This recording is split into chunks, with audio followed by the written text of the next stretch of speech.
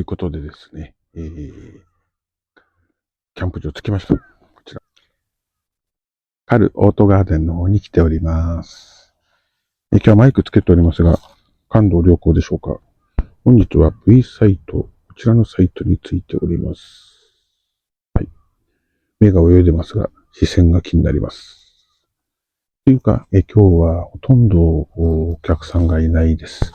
今一軒片付けをしている方がいますけど、この先、お泊まりされる方は私以外にいるような、いないような。さっきお客さんが来るって言ってましたんで、いると思うんですが、設営も終わったので、そろそろ昼飯の残りのナポリタンを食べてビールを飲んで、少し仮眠でもしようかと思います。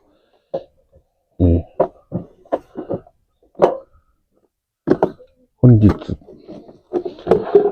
い、本日のビールも、また、こちら、ドライクリスタルで、幕開けとなります。それでは、江川キャンプお楽しみください。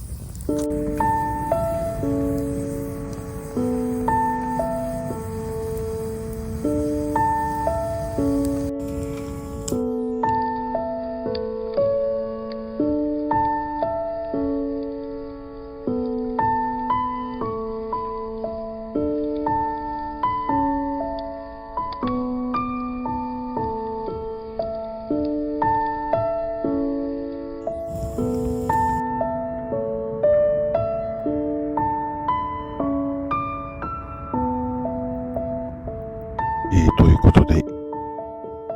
とでって何でしょうか。なんということでしょうか。